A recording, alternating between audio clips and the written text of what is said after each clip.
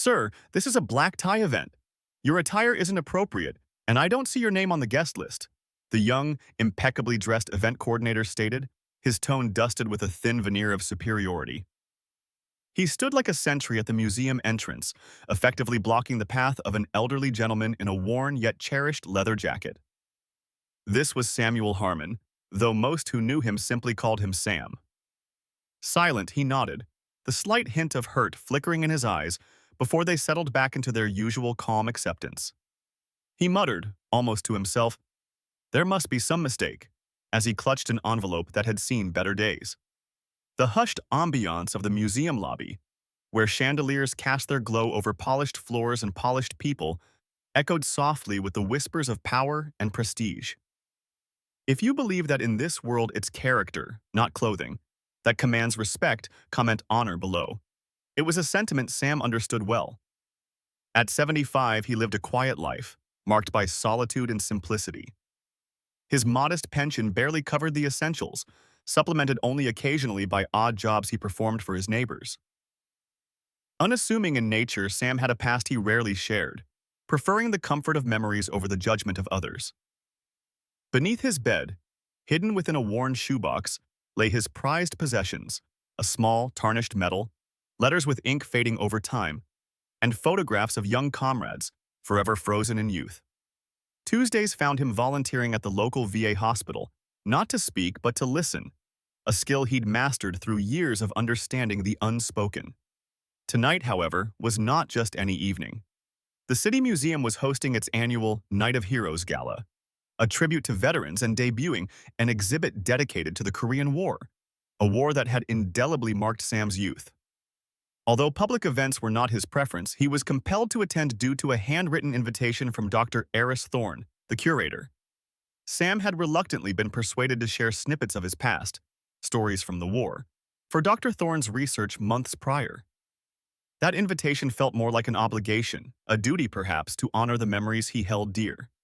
Despite his discomfort with public gatherings, he dressed as best he could, donning his cleanest attire, topped with his beloved brown leather bomber jacket, the closest thing he had to formal wear. With the envelope clutched under his arm, he approached the museum's doors where hushed laughter and the clink of glasses seeped into the night air. The grandeur of the entrance hall hit him immediately. A world ablaze with silk and jewels, Sam felt conspicuously out of place amidst tuxedos and elegant gowns, the leather of his jacket absorbing rather than reflecting the opulent light around him. He approached the check-in, where a refined young man named Ethan presided as the gatekeeper of this exclusive gathering. Ethan's gaze swept over Sam, from his well-loved jacket to his weathered features, shifting from host to barricade. "Can I assist you?" Ethan inquired, professionalism tinged with chill. Sam presented the envelope. "Samuel Harmon, I have an invitation." Ethan took the envelope gingerly, his glance a study in distaste, before scanning the guest list on his sleek tablet with growing impatience. "I see no Samuel Harmon on our main list. This appears to be a secondary invite from Dr. Thorne." He eyed Sam again, suspicion clouding his vision. "Are you with the catering staff or maintenance?" It was a question heavy with implication, one that made Sam's jaw tighten. "No, I was personally invited by Dr. Thorne for the exhibit." "Regardless of your invitation," Ethan continued, unimpressed, "this is a black tie affair. The dress code is explicit. A suit and tie, at minimum. Your bomber jacket doesn't fit our guidelines." Leaning closer, his voice dropped to an almost confiding whisper.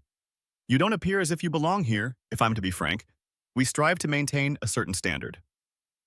The nearby guests, who had turned to spectate, remarked with curiosity or disdain, amplifying the quiet humiliation that wrapped around Sam. It was a familiar urge that nudged him then, a whisper to retreat into the comfortable anonymity of shadows. "The invitation doesn't mention a dress code," Sam replied, his voice calm despite the tremor within. "And Dr. Thorne specifically asked for my presence."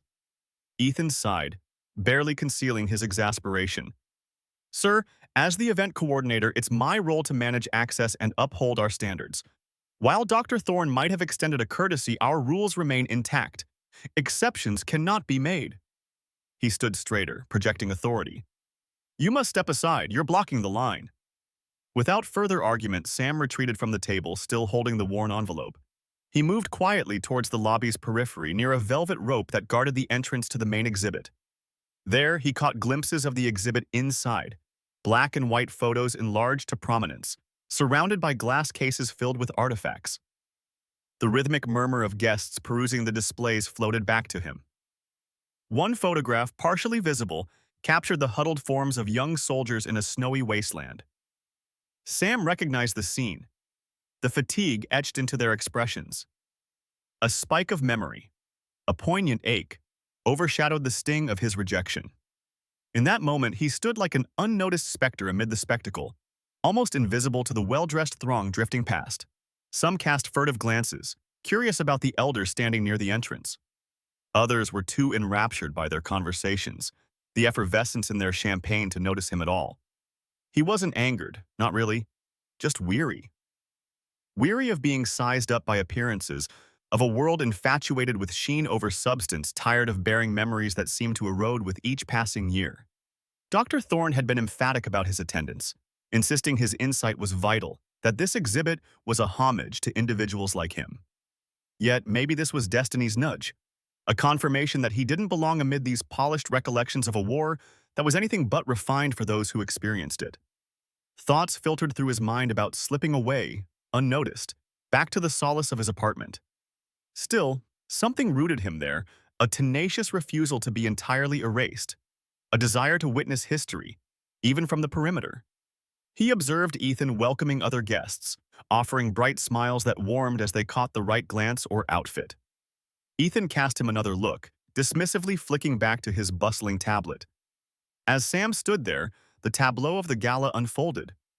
So far removed from the stark, snow-covered terrain ingrained in his mind, the chill of the lobby contrasted sharply with the warmth he expected from the night. Yet he didn't leave. He would linger a few more moments, hopeful that Dr. Thorne might come. If nothing changed, he'd exit quietly, his departure unnoticed, like his entrance. As minutes marched past, 5 becoming 10, the arrival of guests continued unabated, Ethan's welcoming gestures frequent and practiced. Sam remained, an unobtrusive sentinel of persistence. Then, from a distance, a young museum worker approached, her pace timid, yet charged with purpose. Her demeanor bespoke the uncertainties of fresh employment. "Excuse me, sir," she began with genuine kindness, absent of judgment. "Are you waiting on someone? Is there anything I can assist with?" Her eyes met his with an understanding rare in such settings. Sam returned a gentle smile, grateful for her earnestness. "Thank you, dear. I was invited by Dr. Thorne, but it seems my attire is unsuited for the evening." The young woman, glancing towards Ethan and then quickly back to Sam, lowered her voice conspiratorially. "Mr. Harrison at check-in can be very exacting. Dr. Thorne did mention a special guest for the Korean War exhibit. I imagine that might be you?" She had barely finished when Ethan, noticing the conversation from afar, swiftly intervened, his disposition sharp and reproachful. "Maria, aren't you meant to be on your posting? This gentleman has been told he doesn't meet the entry requirements. He is, regrettably, not supposed to be inside the gala." The intern blushed lightly, defensive yet deferential. "I was simply offering assistance, Ethan. His assistance has been adequately addressed outside of the gala," Ethan's words cut in, as he switched focus back to Sam, his voice reverting to its earlier condescension. "Sir, I must insist. Leaving the lobby area is required, or security will be called." Sam, wearied by the exchange, met Ethan's gaze with newfound resolve. "I am patiently waiting for Dr. Thorne's arrival just as requested. I am not aimlessly wandering." Ethan's professional mask slipped momentarily, revealing irritation. "Dr. Thorne is preoccupied with our most distinguished guests this evening. He has no time to negotiate deviations from museum protocol based on misplaced attire."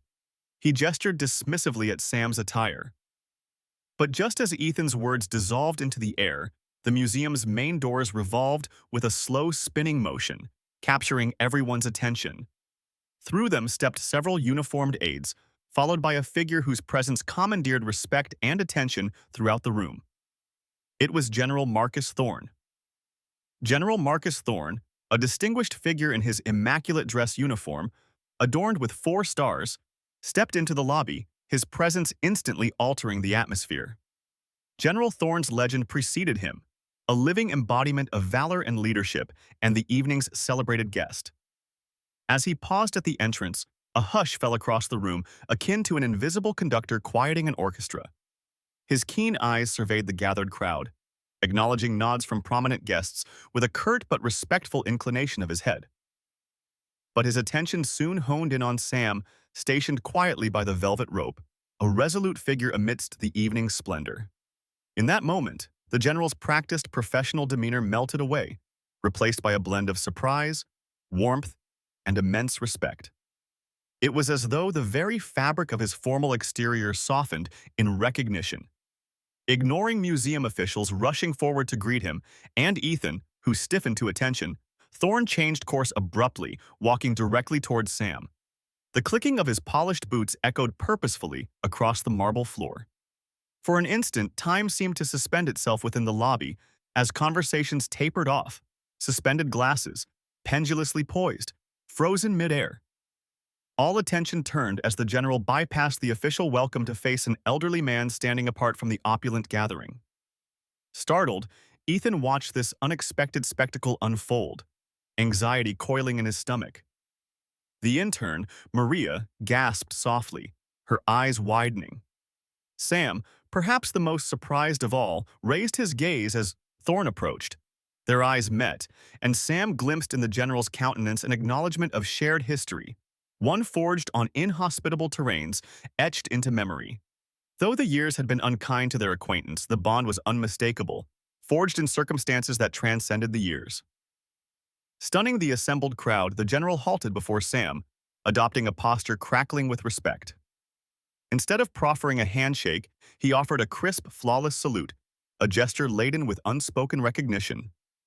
"Sergeant Major Harmon," his voice carried across the lobby, resonant and clear, each word imbued with gravitas. "It's an honor to find you here tonight, sir." Caught off guard but pulled upright by instinct and long-held discipline, Sam slowly straightened, returning the salute. His hand shook, but the motion was firm. "General Thorne," he replied, his tone steadying as instinct overrode surprise. "It's good to see you, Marcus." The general's salute dropped, replaced by a genuine smile that bore through his typically stoic demeanor. "Sam, my brave old comrade. I had hoped to see you here tonight. Just wasn't sure you'd make it. How are things?" As Thorne's gaze wandered past Sam to his spot by the ropes, confusion edged into his expression. Why was Sam standing apart? He asked pointedly. "Sam, why aren't you inside where you belong? The exhibit is basically centered around men like you." The inquiry reverberated, not just directed at Sam, but an implicit demand from anyone within earshot. The museum director, visibly flustered, appeared to shrink into himself. Anxiety gripped Ethan, a feeling of cold dread settling in as clarity crashed over him. Sam hesitated briefly, a quick glance marking Ethan before settling back on the general. "Seems my jacket and I don't align with the evening's dress code, Marcus," he articulated, his tone even, devoid of malice, simply conveying truth. Moments passed like eternity as the temperature in General Thorne's eyes plummeted from warmth to an arctic chill. His voice commanded attention, bypassing Ethan with chilling precision. "You're telling me," he inquired slowly, voice laden with steely ire, "Sam Harmon was refused entry because of a dress code discrepancy?" Snapping to attention, Ethan found his voice caught in an avalanche of self-recrimination. "General, sir, there wasn't clarity regarding Mr. Harmon's position.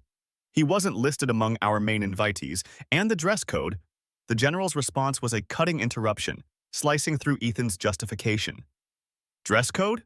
Dress code?" His frustration rose, though his tone remained icily composed, tinged with contempt. "Do you know the history sewn into this man's jacket? It's kept him safe in conditions unforgiving to life as we know it. The creases on his face inscribe memories harder than any map you've ever pondered, each a tribute to the freedoms you stand here attempting to police." He gestured towards Sam, the architect of his temperate words. "This man isn't an intruder to the standards of this museum. He defines them. Would it shock you, Mr. Coordinator, to learn of his contributions? His advice directly influenced the Korean War exhibit that you're guarding so diligently against him." Ethan, utterly crushed, couldn't muster words. The general's gaze swept the room, compelling the gathered patrons' full attention, staggering in its intensity. With the authority of his rank and his commanding presence, he seized the audience of opulent detachment. This institution claims to honor heroes, yet remains oblivious to their living embodiment within these very halls. This museum, General Thorne proclaimed, his voice sharp and resonant, dedicates this evening to honoring heroes. But instead, it has turned away a man who epitomizes heroism much more profoundly than anyone present, a man whose bravery and sacrifices are the foundation upon which we gather tonight in comfort. I hope each of you contemplates the true nature of honor before attending another such event. The words weighed heavily, settling within the listening assembly like a moral anchor. His gaze found Ethan, whose composure seemed to evaporate under the general's searing scrutiny. "You dress up exhibitions to honor history," continued Thorne, his tone cutting through the room's ornate silence. "Yet you disrespect the men who made this history. You prioritize superficial polish over remarkable substance when it's presented humbly before you." Taking a profound breath, the general reached a decisive conclusion, his intent unequivocal. "As the Army's representative and guest of honor," declared Thorne, "I disapprove of participating in an event rooted in such profound disrespect towards one of its greatest icons. This gala is henceforth concluded. The military contingent will withdraw immediately. I encourage everyone to inwardly reflect on what honor truly means." Turning his attention gently back towards Sam, the general's demeanor softened. "Sergeant Major," he offered, with a sincere bend of his arm, "let me personally accompany you. There's an exhibit inside that merits your presence above all." Without hesitation, the general guided Sam through the museum doors, his military aides signaling instructions through discreet communications. The suddenly subdued gallery was a stark contrast to the glamorous chaos now quickly disbanding. The museum director, in desperation, implored the general to reconsider, his words dissolving in the wake of Thorne's firm decision. "Come, Sam," urged Thorne gently. "Let's leave them to their trivial gatherings." The shutdown was swift, definitive, and complete. The honor guard, erstwhile standing vigil at the entrance, lowered the colors they had proudly raised mere moments before. Military personnel present nodded in silent accord, easing their way politely but resolutely towards the exits. The event's vibrancy, so tangible just a heartbeat before, suddenly felt hollow. As General Thorne escorted Sam towards the sparsely populated exhibit, the atmosphere morphed from prestige to plaintive when news traveled through the museum's guests like an electric current, carried by stunned murmurings and frantic calls. A planned evening of celebration had descended with lightning speed into a critique, a failure. Inside the Korean War exhibit hall, away from the rubble of the gala, they met with Dr. Eris Thorne, the exhibit's custodian, and an entirely different Thorne than the general in attitude. Ridden with remorse and armed with an apology, the curator approached. "Sergeant Major Harmon, General, I offer my sincerest apologies for the incident. Ethan was absolutely unauthorized. Mistakes have been made." Sam accepted with a nod, quiet and resolute, issuing neither reprisals nor demands. Life had taught him well about the futility of such pursuits. Adjourning the moment, General Thorne intervened gracefully. "Let's focus on ensuring Sergeant Major Harmon gets the recognition he's long deserved. It means more now than 1,000 apologies." For the next hour, Sam Harmon was given a private tour with the exhibit solely for him, curated by Dr. Thorne and regaled with General Thorne's presence. The exhibit about the Korean War transformed as Sam shared stories, correcting details, recalling personal anecdotes, and adding invaluable texture to every captured moment. This was more than a tour, it was a narration, a recounting of life lived against historical backdrops, with his voice intertwining austerity with unpretentiousness. News of the evening's tumult reached local news outlets scarcely before sunrise, with headlines declaring, "Gala disrupted. General closes museum event after disrespect to war veteran." The accompanying narratives detailed the disparity between the gala's intent and Sam's mistreatment, painting a tableau of the night's events in stark contrast. As for Ethan, his future with the museum was dissolved against the backdrop of public disapproval. With news circulating, the board swiftly issued an apology to Sam and every veteran, declaring anew its devotion to inclusivity and dedication. Public response was rapid and robust. Donations for veteran programs and maintenance of the Korean War exhibit surged. Though thrown into unwarranted spotlight, Sam Harmon gently declined interview requests, but graciously received the museum's formal apologies. What transpired that night became a local legend, an enduring parable underscored by the facade of spectacle and the gravitas of integrity. In the weeks that followed, Sam's life continued with regularity. He nurtured his commitments at the VA hospital and lent his quiet craftsmanship to neighbors in need. Yet, there was change, subtle but palpable. The world around Sam paused a bit longer to acknowledge him with newfound respect. Although specifics of the evening's events remained largely cloaked in discretion, whispers of Sam's contributions reached the local VFW post, which embraced him. General Thorne, rekindling a bond that battled decades and distances, visited Sam with the zest of enkindled camaraderie.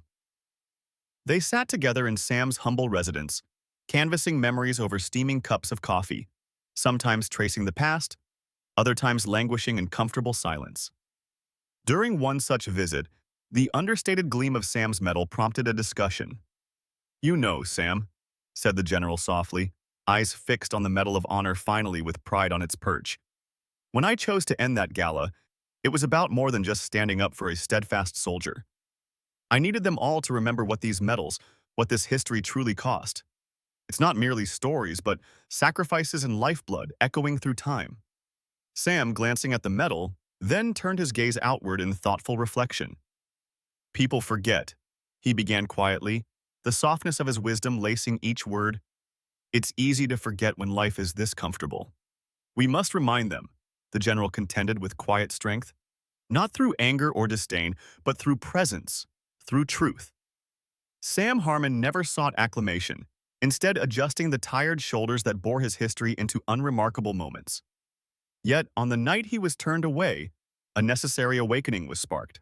A reminder that true valor rarely resides in the creases of polished clothes or the margins of guest lists. Instead, it lives persistently within the hearts of men who wear their pasts with dignity, who find honor resounding in modest echoes. In the wake of that unforgettable evening, Sam Harmon's life resumed its gentle rhythm. The startling burst of attention slowly faded, but the ripples left by the events at the museum resonated in the community, echoed in whispers and knowing nods. Though Sam himself retreated once again to the familiar embrace of routine, his surroundings had imperceptibly shifted. The neighborhood, which once passed by with casual indifference, seemed to have developed a newfound reverence for the enigmatic man in the bomber jacket. Neighbors who'd scarcely given him a second glance now nodded with a hint of respect, their greetings touched with warmth. Even if they didn't know the exact details of the gala incident, the story of Sam's quiet heroism had woven itself into the fabric of local lore. The local VFW post had reached out to Sam soon after the night at the museum, prompted by burgeoning local stories, inviting him to join their brotherhood. The camaraderie offered was something Sam hadn't realized he missed until it was extended with genuine welcome. In their gatherings, among those who'd walked similar paths, Sam found a place that acknowledged his past not merely as history, but as a living testament of shared tribulations and honor. As for General Marcus Thorne, his visits became more frequent, a rekindled friendship that both men cherished deeply. Over time, their conversations spanned topics far beyond their shared military history, encompassing life's broader narratives, reflections on time, and dreams for days yet to come. Sitting in Sam's modest apartment, the general often gazed at the now prominently displayed medal, a physical reminder that drew discussions of the past with poignant resonance. During one such evening, as twilight painted the sky with hues of contemplation, General Thorne turned to Sam with a thoughtful expression, his voice a mix of gratitude and recognition. "That incident, Sam, it wasn't simply about making a point. It was fundamental to ensuring that people hear what we've lived." Sam met the general's gaze, a silent understanding passing between them. Sometimes it takes pulling back the facade to reveal true worth. People need to remember that the heart of bravery doesn't come from appearances. The general nodded, reflecting on the wisdom shared between old companions. "You're right. Despite progress and comfort, we mustn't shroud the ordeals of the past. Remembrance is not just storytelling. It's ensuring the enduring voices of sacrifice aren't drowned by the noise of privilege. Sam's life settled into its patterns, yet there was a slight detour from the mundane, a conscious choice to engage with community stories, attending local history discussions, sharing measured anecdotes, and listening more astutely to those who were eager to listen back. His presence brought a touch of history into modern fireside discussions, a living narrative interwoven with shared memory. The museum, on its part, transformed the unfortunate event into an opportunity for introspection and growth. The board implemented sweeping changes in policy, prioritizing respect and inclusivity without sacrificing formality. The Korean War exhibit, imbued with newfound vigor, became a focal point for visitors yearning to learn beyond the glass displays. Ethan, after his dismissal, faded from the public eye, the stark reminder shadowed by lessons garnered from the incident. Meanwhile, the museum's reputation shifted from a lesson in discretion to a beacon of humility, blossoming in its commitment to honoring heroes authentically. Reflecting on the unanticipated trajectory that his life had taken, Sam realized that though he had always sought the quiet path, perhaps the silent chord of his narrative was meant to resonate beyond his own understanding. His story, once constrained to letters and keepsakes beneath his bed, now played softly against the vistas of those willing to hear the quiet echoes, the kind of echoes that, when touched by the winds of change, could ignite remembrance and remind those present that true honor doesn't always wear its medals on the coat, but in the fabric of who they become. For Sam, this evolution from anonymity to a reluctant but firm voice found significance not in the acknowledgement itself, but in what it represented. A steadfast reminder that heroes often walk among us, not just in tales of old, but in lives quietly persevered and stories lovingly, though sometimes reluctantly, shared.